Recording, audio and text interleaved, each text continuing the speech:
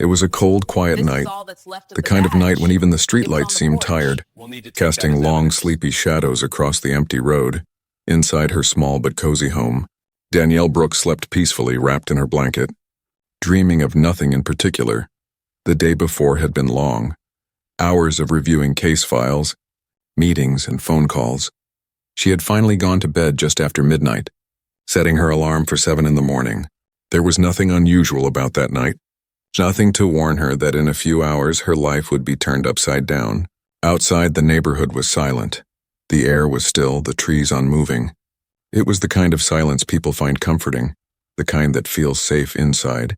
The only sounds were the soft hum of the refrigerator and the quiet ticking of a wall clock in the hallway.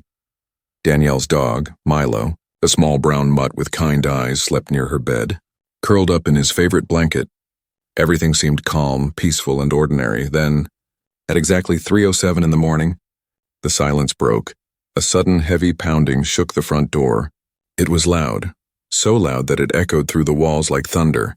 Milo jumped up instantly, barking and growling. Danielle's eyes flew open, heart racing for a second. She thought she was dreaming. But the pounding came again, louder this time, followed by shouting voices outside. "Police, open up!" Someone screamed. The words barely made sense to her. She blinked hard, trying to wake up. She was still half asleep, confused, and terrified. Her mind raced. Was someone trying to break in? Had there been a mistake? Why would the police be at her door at this hour? Milo ran toward the hallway, barking frantically. Danielle grabbed her phone, her hands shaking.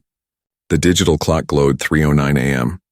Her heart pounded so hard she could hear it in her ears. She started to get out of bed, but before she could reach the door, a crash filled the house, the sound of wood splintering and metal breaking. The police had kicked in the door. Danielle screamed, "Wait! What's happening?" But her voice was drowned out by the shouting, "Get down! Hands where we can see them!" Bright flashlights cut through the darkness, blinding her. Heavy boots stormed in, shadows moving fast across the walls. The red and blue lights from the police cars outside flashed through the windows, painting the room with chaos. She dropped to her knees, hands raised, too afraid to move. Milo barked louder, confused and scared. One officer pointed a flashlight straight at her face, his voice sharp and commanding. "Who else is in the house?" She couldn't even form words. "It's just me." She finally managed to cry, "Please, what's going on?" In her mind, everything blurred together. The noise, the shouting, the lights, the fear. She had no idea what she'd done or why they were there. All she could think about was surviving the moment. Her breathing became quick and shallow, and her whole body trembled. She wanted to tell them she was a prosecutor, that she worked for the federal government, that there had to be a mistake, but her voice wouldn't come out right. The officers moved quickly through the house, shouting to each other, "Clear! Check the back. Upstairs is empty." Their voices bounced off the walls. Each sound felt like another hammer strike on her nerves. Danielle sat frozen on the floor in her pajamas, trying to stay calm. The fear was unlike anything she had ever felt before. A deep, cold panic that made her feel small and powerless. One of the officers finally turned back toward her, his tone slightly less harsh now. "Ma'am, stay where you are," he said. She nodded, unable to do anything else. Her hands were still shaking. Her mind flashed through all the cases she had worked on. Criminals, witnesses, agents, wondering if any of them had led to this. Had someone come after her? Was this revenge? Nothing made sense. Then she noticed the broken door, the shattered lock, the splinters of wood scattered across her floor. Her heart ached at the sight of it. That was her home, her safe place. And now it was full of strangers with guns, shouting orders. The sound of their radios crackled, filling the silence between their movements. It felt like she was watching someone else's nightmare, except it was hers. Minutes passed, but they felt like hours. Every time someone shouted, she flinched. Every movement felt like a threat. She thought of her mother, her friends, her co-workers. What would they think if they saw her like this? A federal prosecutor on her knees in her own home, surrounded by police officers who thought she was a criminal. Gradually, the shouting began to fade. The officers moved slower now, some lowering their weapons.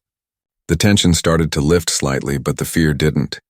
Danielle still didn't know why they were there. She could hear one officer whispering to another near the hallway. "This doesn't look right," he said quietly. Another replied, The address was 128, right? There was a pause and then a soft curse. This is 126. Danielle didn't understand what that meant yet. But she could tell something had changed. The tone in the room shifted from aggression to uncertainty. One of the officers finally approached her, his voice awkward, almost apologetic. "Ma'am, can you tell me your name?" he asked. She answered slowly. "Danielle Brooks." Her voice cracked as she added, "I'm a federal prosecutor." The officer's eyes widened slightly. He turned toward the others, whispering something she couldn't hear. Suddenly, the chaos stopped. The men in black uniforms began to pull back. Their movements quieter now. Danielle stayed on the floor, breathing hard, her mind spinning. The night that began in silence had turned into a storm of confusion, fear, and disbelief. Danielle didn't know it yet. But this was only the beginning of a story that would make headlines. The quiet night that had once felt safe would never feel the same again. It was 3 a.m., and the sound of splintering wood and shouted orders still echoed in her ears, a memory she would carry forever. The sound of boots on broken wood echoed through the hallway. Harsh and heavy, the air smelled like fear and splinters. Danielle Brooks sat frozen, her heart thundering inside her chest. The officers had already stormed in, shouting, their flashlights cutting through the dark like knives. The quiet home that once felt safe now pulsed with chaos, confusion, and disbelief. "Police! Hands where we can see them!" one shouted again, his voice sharp enough to pierce the panic. Danielle's hands trembled as she raised them higher, trying to make her voice steady. "Please, there must be a mistake," she cried, her voice cracked halfway through the sentence. Swallowed by the noise of the raid, the living room lights flickered as the officers moved fast, two clearing the hallway, one rushing toward the kitchen, and another heading upstairs. The sounds blended together. Footsteps, radios, commands barked over each other. Milo barked until one officer yelled, "Get that dog under control," and she begged, "Please, he won't hurt anyone." Her words were ignored. In her mind, everything slowed down even though the chaos moved fast. She tried to remember every law, every rule she had studied, the proper procedure for search warrants, how raids were supposed to happen. But none of it fit what she was seeing. This wasn't controlled, it wasn't measured. It was wild, reckless, human. One of the officers, a tall man with tired eyes, pointed a flashlight at her and demanded, "Who else is in the house?" "No one, just me," Danielle answered quickly. Her voice shook, but she spoke clearly, hoping that reason might calm the storm. The officer hesitated for half a second, something uncertain flickering across his face. Then he looked away and shouted to his team, "Keep searching." Danielle wanted to scream that they had no right, that she was one of them, a prosecutor who worked with the police, not against them, but her voice felt useless in the noise. The kitchen window shattered as another officer checked the back door. The floorboards creaked under their boots. The entire house trembled with movement. Danielle sat still, her mind racing through names, faces, and cases. Had they mistaken her for someone she'd prosecuted? Was this retaliation? No, it couldn't be. She could feel her breath coming fast. Too fast. She tried to slow it down, but her body refused. Every instinct screamed to run, but there was nowhere to go. Her mind flashed to her badge, her ID card sitting on her nightstand. It was just a few feet away, but reaching for it might look like resistance. "Please," she said softly. "My name is Danielle Brooks. I'm with the U.S. Attorney's Office."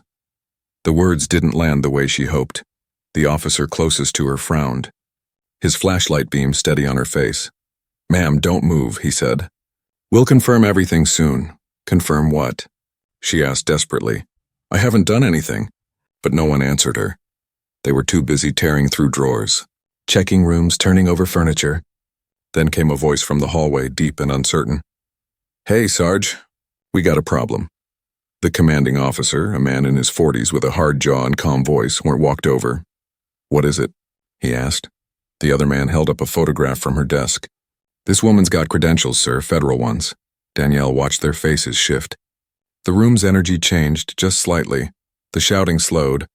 The officer in charge looked at her again, this time really looking, not just seeing a target. He lowered his weapon a little and asked, "You said you're a prosecutor?"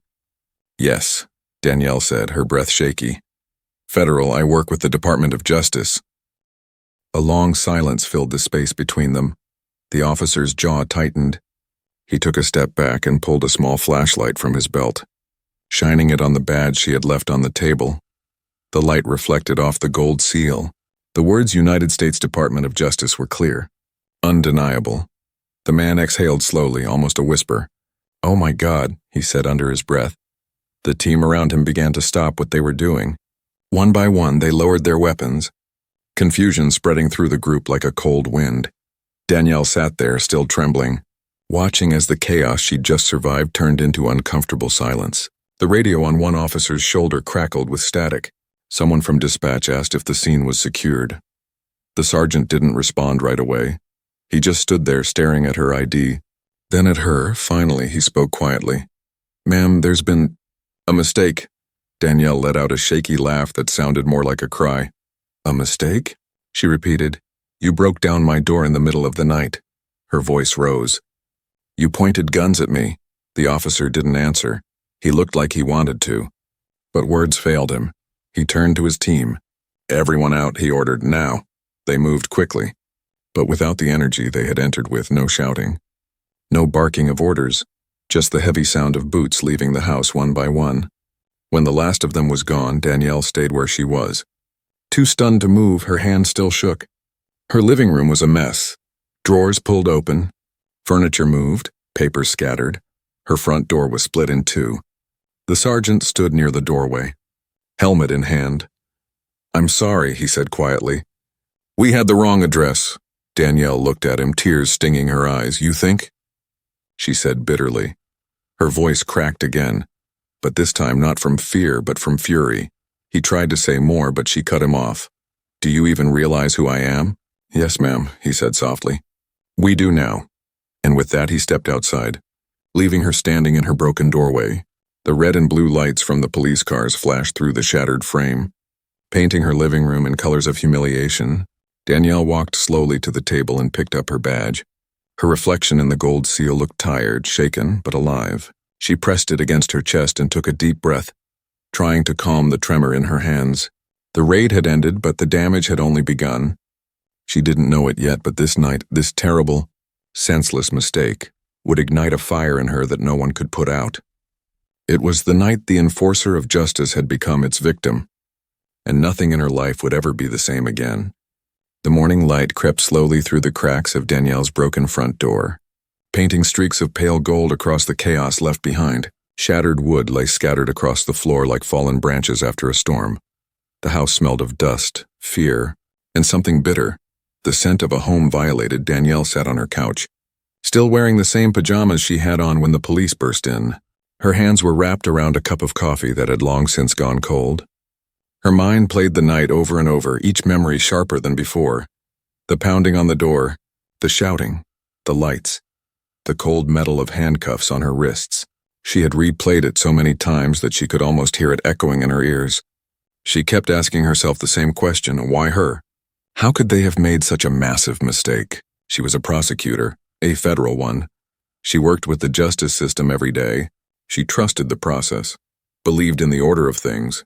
And yet, in a single night, that same system had turned on her, treating her like a suspect. The neighbors had begun to whisper. She could see them peeking through curtains as she swept her porch that morning. One woman approached carefully. "We thought it was a drug raid," she said. Her voice low, Danielle forced a small smile. "It was," she said quietly, "just not for me." Later that day, a police representative arrived at her home, a young lieutenant who looked like he hadn't slept. He stood in her living room, hat in his hands, avoiding eye contact. "Ms. Brooks," he began, "I want to personally apologize for what happened last night. There was a mix-up with an address. The warrant was supposed to be executed 2 doors down." Danielle let out a dry laugh. "A mix-up?" she repeated.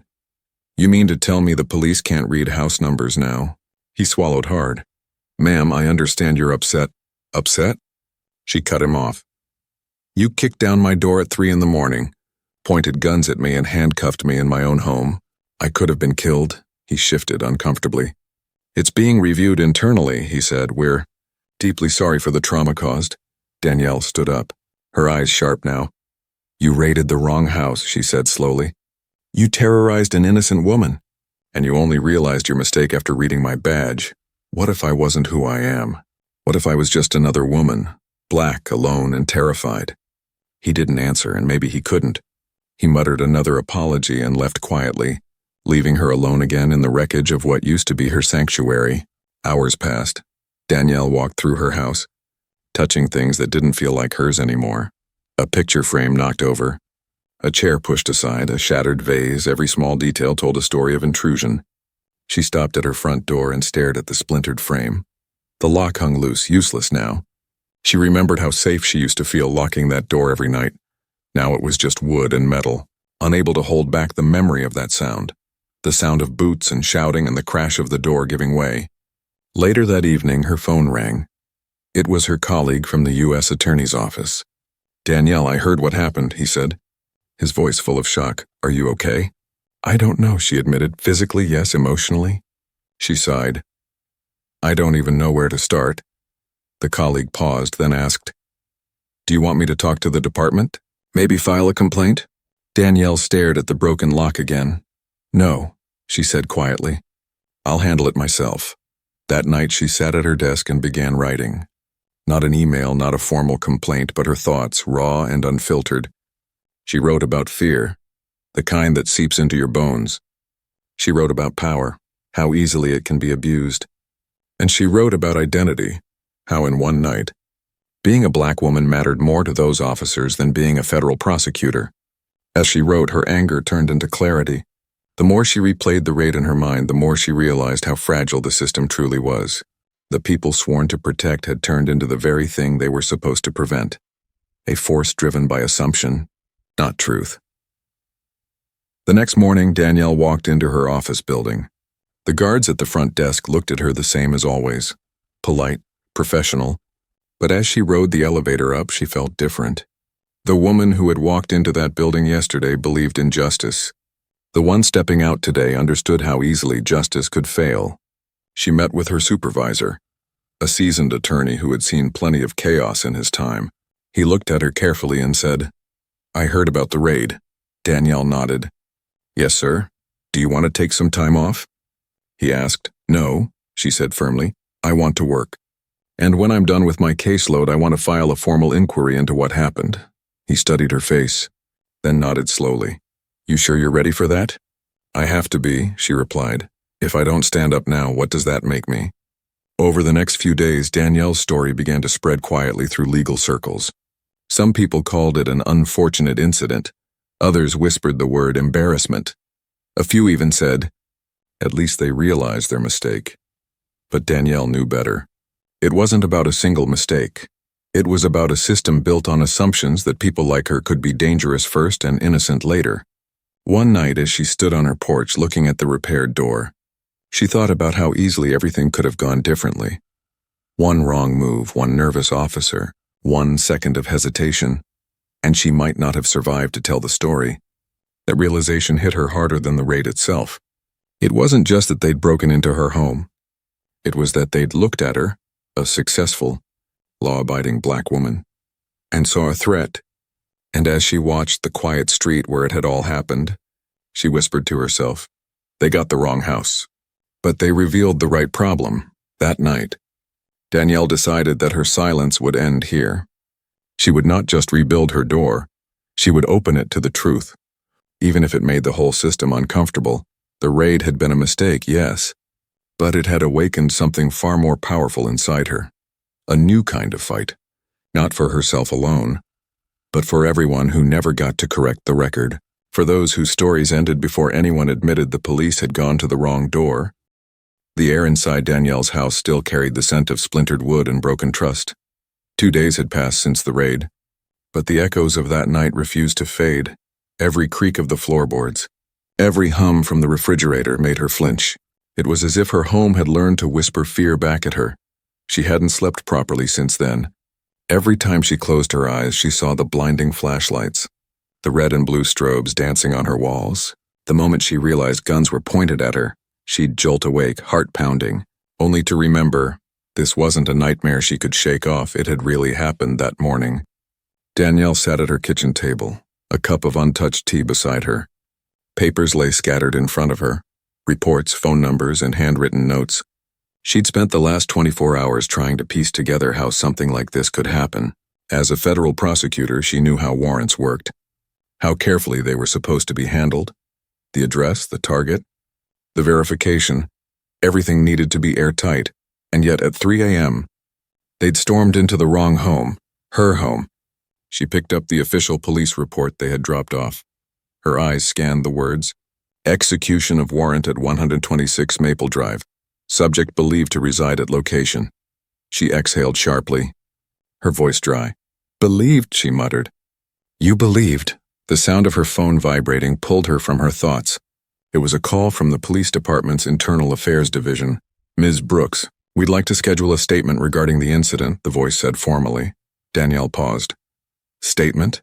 she asked. "You mean testimony?" A brief silence followed. "Yes, ma'am, testimony by the afternoon." She found herself walking into the precinct, the same precinct responsible for the raid. The irony wasn't lost on her. She had walked into dozens of police stations in her career, but this was the first time she entered one as the victim, not the ally. The room they put her in was small and too bright, fluorescent lights humming above her. A detective sat across from her with a notepad, his tone professional but cautious. "Ms. Brooks, again, we deeply regret what happened. This was a miscommunication during an operation." Danielle leaned back, her expression calm but sharp. "A miscommunication?" she repeated slowly. "That's a convenient word for terrorizing an innocent woman." He shifted in his seat. "The unit received intel that a suspect connected to a narcotics ring was staying at your address." She frowned. "So you didn't even verify who lived there?" He hesitated. "The information came from a confidential informant. It appeared credible at the time." Danielle leaned forward, her voice steady but cold. "You mean someone guessed," she said. "And that guess almost got me killed." The detective's pen stopped mid-scribble. He didn't argue, didn't deny it. He just sighed quietly. "You're right," he said. The process failed. For a moment, the silence between them was heavy. Danielle looked down at her hands. The same hands that once wrote legal briefs defending the justice system she now felt betrayed by. When she left the station, reporters were waiting outside, cameras flashed. Voices shouted questions. "Ms. Brooks, is it true you're pressing charges? Do you think race played a role in the mistake? Are you planning to sue the department?" Danielle shielded her eyes from the flashes. Her voice was calm but firm. "This isn't just about me," she said. "It's about accountability, about a system that needs to stop calling its failures mistakes." Then she walked away, leaving the chaos behind her that evening. She returned home to find her front door repaired. The carpenters had done a neat job. The wood was new, smooth, clean, but it didn't feel the same. She traced her fingers along the frame, remembering how easily it had been broken. Inside, Milo wagged his tail softly. Sensing her sadness, she sat on the couch, petting him absent-mindedly. Her mind raced with questions that had no easy answers. Why had they been so quick to use force? Why hadn't anyone stopped to think before breaking in? And most of all, would they have done the same if she weren't black? The truth stung her because deep down, she already knew the answer. Later that night, she poured herself a glass of wine and opened her laptop. Her inbox was full. Journalists, colleagues, friends, all wanting to talk. But one email stood out. It was from a woman named Angela Ford, a civil rights attorney. The subject line read, "You're not alone." Danielle opened it, and the words hit her like a quiet wave. "I went through the same thing 3 years ago. I was a public defender. Wrong address. Wrong door, wrong life. They never admitted fault. I want to help you tell your story." For the first time in days, Danielle smiled. It was small, fragile, but real. Someone understood. She typed back, "Thank you. I'm ready." Over the next few days, she met with Angela. They talked for hours about law, about race, about the fine line between justice and injustice. Angela told her, "You have a voice people will listen to. They won't expect a prosecutor to speak against the system. That's exactly why you have to." Those words stayed with her. The following week, Danielle was invited to a televised interview. She almost declined, afraid of reliving the trauma. But when she looked at the broken piece of her old door she'd kept on a reminder, she knew she couldn't stay silent. Under the studio lights, she sat across from the host. Her tone was steady, her story detailed. She didn't exaggerate, she didn't dramatize. She just told the truth, and when the interviewer asked, "What was the moment you realized they made a mistake?" Danielle took a deep breath and said, "When the man holding a gun to my face looked down and read the badge that said, United States Department of Justice." The room went quiet. The story went viral that night as she returned home. Her phone buzzed nonstop, messages from strangers, victims, even police officers who said, "You're right." The system needs to change. Danielle sat by her window, watching the soft glow of streetlights on Maple Drive, the same street where everything had changed. She realized something powerful. The fear hadn't left her, but it had transformed. It wasn't just fear anymore. It was purpose that night. She whispered to herself, "You broke my door, but you opened something bigger." And for the first time since that terrible night, Danielle finally slept, not peacefully but with resolve, the kind that grows from pain and turns into strength. The morning after Danielle's interview aired, her phone wouldn't stop buzzing. Messages poured in from every direction, friends, co-workers, strangers, even people she hadn't spoken to in years. Some wrote words of support, others shared their own stories. The world had finally seen what happened to her that night, and they were angry. But for Danielle, the attention felt heavy, like a spotlight she didn't ask for. She stood in front of her mirror that morning. Staring at her reflection, her eyes looked tired, the kind of tired that comes from something deeper than sleepless nights. It was the exhaustion of reliving trauma in every conversation, every headline, every retelling. Her home had been repaired, the door replaced, the walls repainted. Yet the silence inside didn't sound peaceful anymore. It sounded hollow, like the echo of something that had been broken and couldn't quite be fixed. Milo followed her everywhere, his small paws clicking softly against the floor, as if afraid to let her out of sight. That afternoon, she had a meeting at the U.S. Attorney's office. The moment she walked in, people turned their heads, some with sympathy, others with curiosity. Her boss, Mr. Whitaker, met her in the hallway. "Danielle," he said gently, "you don't have to be here today. You've been through enough." She forced a small smile. "I appreciate that, sir, but I need to be." He hesitated. "You know the department's worried this might escalate." Danielle raised an eyebrow. "You mean the truth?" He sighed. "You're one of the best prosecutors we have, but you're stepping into dangerous territory. The police union, the city officials, they're all on edge. They don't like public criticism, especially not from one of our own." Her tone stayed calm. "Then maybe that's the problem," she said. "Maybe they should like accountability more than silence." She walked past him before he could respond. Her heels clicked sharply against the polished floor, a steady rhythm that matched her resolve. Later that day, she received a formal letter of apology from the police department. It was printed on crisp paper with a golden seal at the top. The words were polite, professional, and painfully hollow. "We regret the distress caused by the mistaken raid on your property. We are reviewing internal protocols to prevent such incidents in the future." She read it twice, then set it down slowly. The letter didn't feel like justice. It felt like paperwork, an attempt to close the chapter without ever opening the truth. That evening, as the sun dipped below the horizon, Danielle sat on her porch, watching the neighborhood she once loved. The same kids still played on their bikes. The same elderly couple still took their evening walk, but something inside her had shifted. The place no longer felt like home. It felt like a reminder. A few cars slowed as they passed her house, some drivers rolling down their windows to wave or shout, "We support you," or "Stay strong." She smiled politely, but her chest felt heavy. She wasn't looking for fame. She was looking for understanding and change. Later that night, she was invited to a community meeting at the local church. The pastor had asked her to speak about her experience. At first, she wasn't sure she could, but when she stepped into the room and saw over 100 faces, mothers, students, retired veterans, and families, she knew she had to. She stood at the front, the microphone trembling slightly in her hand. The room was silent, the kind of silence that listens. "I was asleep when they broke down my door," she began softly. "At first, I thought I was dreaming. Then I realized I was living someone else's nightmare." The crowd listened, eyes wide, breaths held. "They thought I was someone else," she continued. "They said it was a mistake. But that mistake could have ended my life, and the truth is, it could happen to anyone, to any of you." Her voice didn't tremble this time. It was strong, steady, and real. "I've worked inside this system for years," she said. "I've seen how it functions and I believed in it. But that night taught me something. Justice isn't automatic. It's something we have to fight for every single day." When she finished, the audience stood and clapped. It wasn't loud or wild. It was steady, heartfelt, full of quiet power. Danielle felt her throat tighten as she stepped down. Several people approached her afterward, sharing stories of raids gone wrong, of mistaken identities, of fear.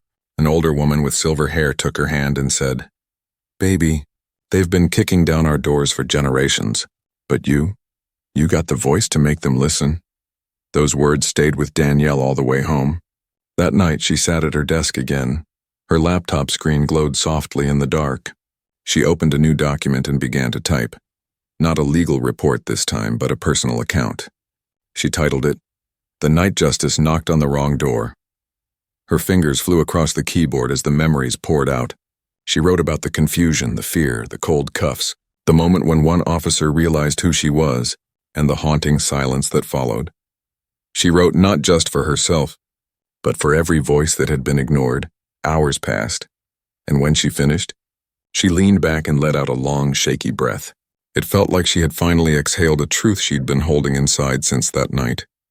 A few days later, her story was published by a major newspaper. It spread across social media, sparking national conversations about police raids, mistaken addresses, and racial profiling. Her inbox filled again, this time with letters from advocacy groups, journalists, even officers who quietly admitted, "You're right, then we need to change," but along with support came criticism. Some said she was exaggerating. Others accused her of turning her trauma into politics. Danielle read every word, but none of it shook her. She had looked into the eyes of the system and seen both its power and its weakness, and she knew now that silence was the weapon that kept it broken. That night, as rain tapped softly on her window, she whispered to herself, "You thought you raided my home," she said quietly. "But you woke my voice, and that voice, calm, fierce, and unyielding, was only just beginning to speak." The news had spread far beyond Danielle's city now. Her story wasn't just a local incident anymore. It had become a national conversation. TV networks debated it, talk shows dissected it, and law enforcement officials scrambled to contain the backlash. Every headline seemed to carry her name, but behind all the noise, Danielle was just trying to breathe again. She sat in her office one morning, the blinds half closed, watching a single beam of light fall across her desk. The badge that once filled her with pride now sat quietly beside a stack of papers. It no longer looked like protection. It looked like irony. Her phone buzzed nonstop with media requests, civil rights organizations, and even government inquiries. Everyone wanted her comment, her signature, her face on their cause. But she wasn't interested in being a symbol. She just wanted the truth to matter. That day, her supervisor called her in. "Danielle," he said, his tone careful, "the department's getting pressure from both sides. The police union's upset, the city's on edge, and the Justice Office doesn't want to take sides publicly." She met his eyes calmly. "Justice isn't about sides," she said. "It's about facts." He hesitated. "Yes, but facts can cause problems when they're uncomfortable." Danielle leaned forward, her voice sharp but steady. "Then maybe it's time they start causing problems." When she walked out of his office, she knew something had changed. She was no longer just a prosecutor. She had become something else. A reminder that the system could be wrong and that scared people. That afternoon, she met with a small group of local activists who had reached out after reading her article. They gathered in a modest cafe near the courthouse. The room smelled of coffee and urgency. A young organizer named Janelle said, "You don't realize what your story did. You gave people proof, not rumors, not statistics, but proof that it happens even to the powerful." Danielle smiled faintly. "I didn't plan to be anyone's proof." Janelle leaned in. "You didn't have to, you lived it. Now people are ready to listen." They talked for hours about policy, about reform, about creating a voice loud enough that it couldn't be ignored. By the time Danielle left, the sun was setting, and something inside her had shifted again. The anger had turned into momentum, the fear into direction. That evening, she attended a public hearing organized by the city council. The room was packed. Reporters, citizens, officials, police officers. Everyone was there to discuss new oversight on search warrants after her case went public. When Danielle stood up to speak, the crowd hushed. Her voice carried across the room, calm but unflinching. "You called it a mistake," she began. "But mistakes like this don't happen in silence. They happen when people stop asking questions. When systems stop caring who they hurt. When trust becomes optional." She paused, her gaze sweeping across the crowd. "I'm not here to attack anyone. I'm here because what happened to me could happen to anyone. And if we keep pretending it's rare, it will keep happening." One of the police representatives shifted in his seat. "With respect, Ms. Brooks, our officers followed procedure." Danielle looked at him, her tone measured. "Then maybe the procedure is broken." A murmur rippled through the audience, and the moderator quickly moved to the next speaker. But her words lingered like smoke, sharp, visible, and impossible to ignore. After the meeting, as she walked outside, several reporters surrounded her. "Ms. Brooks, what outcome are you hoping for?" One asked. She stopped, thought for a moment, then said, "Accountability, not just an apology, a change." In the following weeks, things began to shift slowly, almost reluctantly. The city announced an independent review of all no-knock and nighttime warrants. A small step, but a step nonetheless. One morning, Danielle received a handwritten note slipped under her office door. It read, "Thank you for speaking when so many of us couldn't. A neighbor." She held it for a long time, smiling softly. It was a reminder that even the quietest voices can find echoes when one person dares to speak first. But not everyone was grateful. Anonymous emails began arriving. Some were cruel, accusing her of betraying law enforcement. Others mocked her as a media prosecutor. One message read simply, "We know where you live." She froze when she read that one. For the first time since the raid, real fear gripped her again. The irony wasn't lost on her. The woman who had fought for justice now needed protection from the very system she once trusted. She reported the threat, of course. The police took her statement politely, but their faces were unreadable. One officer muttered, "Probably just someone blowing off steam." Danielle looked at him and said quietly, "That's what they said the night you kicked in my door." That silence afterward said everything. Days later, she was invited to a legal conference in Washington, D.C.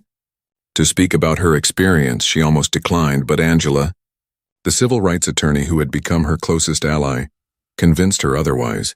"You're not just telling your story anymore," Angela said. "You're rewriting the system's excuses." So Danielle went. Standing on the stage before a hall full of lawyers, judges, and journalists, she spoke about accountability, humanity, and the thin line between authority and abuse. "Justice doesn't start in a courtroom," she said. "It starts in the way we see people before we even ask their names." Her words earned a standing ovation. But what mattered more was the quiet agreement she saw in people's eyes. The understanding that she wasn't just telling a story. She was telling a truth too many had ignored. When she returned home that night, she stood outside her house for a long time before going in. The street was still, the air cool. She looked at her new door, solid and freshly painted, but to her, it would never just be a door again. It was a symbol of how fragile safety could be and how easily power could shatter it. Inside, she set her bag down and glanced at her badge on the counter. She picked it up, running her thumb over the engraved letters, United States Department of Justice. She smiled sadly, whispering, "Justice." That word's got a long way to go. Then she placed the badge back on the table and turned off the light. Her home was quiet, but this time it wasn't haunted silence. It was steady, waiting, full of purpose, because Danielle Brooks was no longer just the woman whose door got kicked in. She was the woman who kicked the door back open for everyone else. The morning sun filtered through the blinds, warm and golden, lighting up Danielle's living room like a quiet promise of peace. But peace wasn't something she trusted anymore. It had a way of slipping through her fingers the moment she thought she had it. Still, she stood there for a moment, watching the light stretch across her floor, letting herself breathe. The weeks since the public hearing had been a blur. Her story had not only survived the news cycle, it had evolved into something larger. There were petitions now, committees forming, and lawmakers referencing the Brooks incident in speeches. Her name had become shorthand for reform, but to Danielle, it wasn't fame. It was unfinished business. Every day brought new emails, new meetings, new interviews, People wanted her opinion on everything: police funding, legal reform, race relations, justice. She answered when she could, ignored what she couldn't, and tried to stay focused on what mattered, making sure no one else's 3 a.m. became like hers. That morning, she poured herself coffee and opened her laptop. The subject line of the first email caught her eye. Invitation: testify before the State Oversight Committee on Law Enforcement Accountability. She read it twice, her hand stilled on the keyboard. It wasn't a request, it was a calling. By noon, she had confirmed her appearance, and by evening, the news had already leaked. The headlines were loud. Federal Prosecutor to testify against police misconduct. Her phone rang almost immediately. It was Mr. Whitaker, her supervisor. His tone was tense. "Danielle, are you sure about this?" "I'm sure," she said. "This could burn bridges," he warned. "Then maybe they need to burn," she replied quietly. The hearing was scheduled for the following week, and in those days leading up to it, Danielle felt something she hadn't in months. Nervousness, not fear, but weight. The kind that comes with knowing your words might ripple far beyond yourself. Angela stopped by the night before, bringing takeout and moral support. "You ready for tomorrow?" she asked between bites. Danielle smirked. "Ready's a strong word." Angela laughed softly. "You'll do fine. You don't even need to be perfect. You just need to be honest." "That I can do," Danielle said, sipping her tea. When the morning came, the air was crisp and cool. The courthouse steps were lined with cameras and reporters. Microphones stretched toward her like hungry mouths. "Ms. Brooks, what do you plan to say today? Do you think this will hurt your career?" She didn't stop walking. Her heels clicked in rhythm, her posture straight, her voice calm. "I plan to tell the truth." Inside the hearing room, the atmosphere was electric. Rows of officials sat behind long desks, their faces solemn. Some wore empathy like a costume. Others hid behind procedure. The public gallery was packed. Journalists, citizens, even a few police officers in uniform. When her name was called, Danielle walked to the front, took her seat, and adjusted the microphone. Her hands didn't shake. Her voice was clear. "Thank you for allowing me to speak," she began. "I'm not here as a prosecutor today. I'm here as a citizen whose rights were violated by the very system I serve." The room went still. Every word carried the weight of something real, something undeniable. "I was asleep in my home when officers entered without warning, without confirmation, without thought," she said. "They were at the wrong address. But the truth is, wrong addresses aren't rare. They're routine, and too often they're deadly." She paused, letting the silence breathe, letting the words settle into every corner of the room. "When I showed them my badge, everything changed," she continued. "Suddenly, I was no longer a suspect. I was a colleague. And that moment will haunt me forever, because it proved that my safety depended on a title, not my humanity." Several people in the audience shifted. Some took notes. Others lowered their eyes. "I don't want another apology. I don't want another press statement," Danielle said, her voice rising slightly. "I want action, better training, stricter warrant verification, real accountability. We need policies that see people before they see skin color or income level." When she finished, the room erupted in quiet murmurs.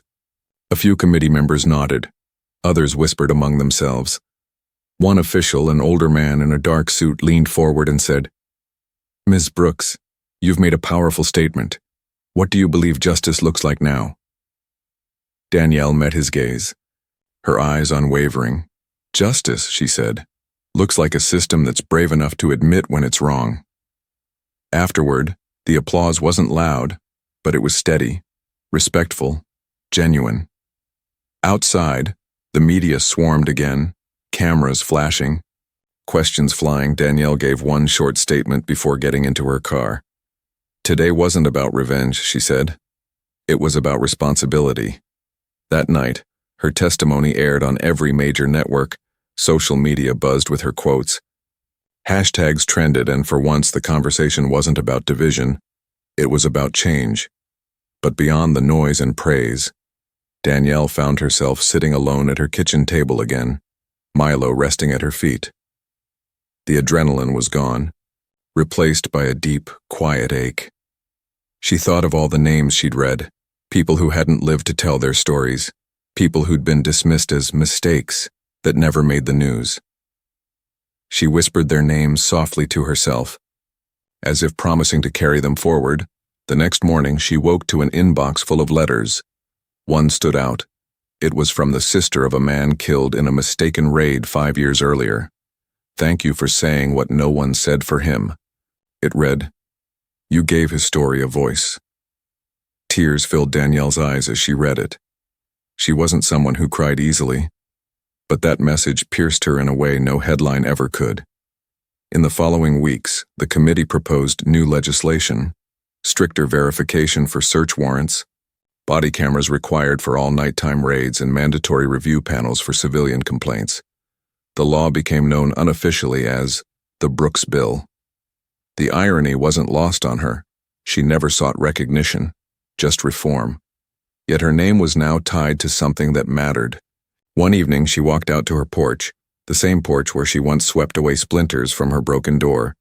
The air smelled of spring, clean and new. A neighbor waved. "Saw you on the news again, Ms. Brooks. You're making history." Danielle smiled, a soft, humble kind of smile. "No," she said quietly. "I'm just fixing what history broke." She sat down, letting the cool wind brush against her face. The world still wasn't perfect. It never would be. But somewhere in that imperfection, she had found her purpose. And for the first time since that terrible night, Danielle Brooks didn't feel like a victim, or a headline, or even a symbol. She felt like what she truly was, a fighter, a believer, and a woman who turned her pain into power. The night air was still, the kind of calm that settles only after a long storm. Danielle stood on her porch, the same porch where months earlier she'd watched police lights flash against her walls. Now it was quiet, the stars faint above the city glow. Her house had been repaired, her door replaced, her name cleared. But some things, the invisible kind, could never be fixed completely. Inside, the television hummed softly, playing a news segment about the passage of the Brooks Law, a set of reforms inspired by her testimony.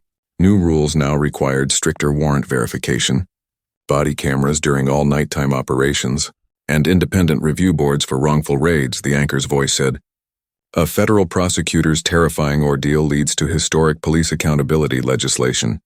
Danielle watched for a moment, then turned down the volume. She didn't like hearing her name repeated like that. She didn't feel like a hero. She felt like a survivor who happened to speak loud enough for people to listen. Milo, her loyal dog, trotted up beside her and rested his head on her lap. She scratched his fur absently, smiling faintly. "We made it, buddy," she whispered. "We actually made it," but even as she said it, her mind drifted to the countless others who hadn't. The mothers who never got an apology, the fathers who were buried under headlines that said tragic mistake, the children who still woke up crying from the sound of boots and shouting. She carried their stories like invisible scars, always just beneath the surface. A week after the law's passing, Danielle received an invitation to a recognition ceremony at City Hall. The mayor wanted to honor her courage and contribution to justice reform. The letter was printed on elegant paper, embossed in gold, but Danielle stared at it for a long time before setting it aside. Awards felt hollow when she thought about how the whole thing had started. With fear, confusion, and splintered wood. Still she went. The city hall was bright and crowded, filled with reporters, community leaders, and officers in pressed uniforms. The mayor stood at the podium, smiling for the cameras. "Tonight we celebrate progress," he said. "We celebrate courage." When he called Danielle's name, the crowd clapped warmly. She walked to the stage, composed but distant, accepting the plaque with a polite smile. The medal felt heavy in her hands, not because of its weight, but because of what it represented. Pain turned into policy. Trauma turned into law. When she was asked to speak, she hesitated, then took a slow breath. "Thank you," she began softly. "But I want to be honest, this plaque doesn't feel like victory." The audience quieted. It feels like a reminder, she continued, because the truth is, change only happens after someone's world is torn apart, and we should never wait for pain to force us to do what's right. Her voice stayed calm, steady. This law is not my victory. It belongs to everyone who didn't live long enough to see it. It belongs to every mother still asking for answers. Every man still waiting for justice. It belongs to them. For a moment, the room was silent, then the applause came, slow, thoughtful, respectful. It wasn't celebration. It was understanding. Later that evening, Danielle left the ceremony early. She preferred the quiet, the honest kind of silence that wasn't filled with applause. The city streets glowed under the soft light of the street lamps, and she walked home alone, her heels clicking softly against the pavement. When she reached her house, she paused at the gate, looking at her home. It wasn't just a house anymore. It was a reminder of both her worst and best nights, the place where her fear had been born and where her courage had learned to speak. She stepped inside, setting the plaque on the kitchen counter. It didn't need a display case. It just needed to exist, like the truth, quiet but unshakable. Later, she made herself tea and sat by the window. The moonlight cast gentle shadows across the room. Milo lay curled up at her feet, snoring softly. She opened her journal, a habit she'd picked up since the raid, and began to write. "It's strange," she wrote, "how life changes when you refuse to stay silent. I never wanted to be a symbol, I just wanted to be safe. But maybe safety and justice were never meant to be separate. Maybe they only exist when someone demands both." Her pen paused, then moved again, slower now. "I used to believe justice lived in courtrooms, in verdicts, in laws. But I've learned it also lives in truth, in voices, in the courage to stand back up after everything's been broken. Maybe that's what justice really is, and not the end of pain, but the beginning of purpose." She closed the journal and leaned back, listening to the quiet hum of the night. Over the next few months, Danielle's life began to find rhythm again. She returned to her work, not as the same person, but as someone sharper, more deliberate. She still prosecuted cases, but now every file, every name, every face came with a new weight, a reminder that behind every charge was a human story, and that justice demanded empathy as much as evidence. Sometimes, young attorneys would come to her office for advice. Looking at her with awe, she would smile gently and tell them, "The law is a tool, but truth is a weapon. Learn to use both." One evening, months later, she received a letter from a woman in another state. "Your story saved my brother's life," it read. "When police came to his door by mistake, they hesitated. They double-checked the address. They got it right this time, thank you." Danielle's eyes filled with quiet tears as she read it. That single line, "They got it right this time," was worth more than any award, any headline, any law. She walked outside, the night wind cool against her face, and looked up at the stars. For the first time in a long time, she didn't feel the weight of what had happened. She felt the purpose of what had come from it. The world hadn't changed overnight. It never does, but something had shifted, and she had helped push it even just a little. She whispered softly into the night, "Maybe that's enough for now," and smiled. Because Danielle Brooks, the woman whose door was shattered by force, had rebuilt something far stronger than wood and metal. She had rebuilt trust, truth, and the meaning of justice itself, and as the wind moved through the quiet street, it carried her story with it, not as a warning anymore, but as a beginning, a reminder that even in the darkest moments, one voice can open a door that never closes again.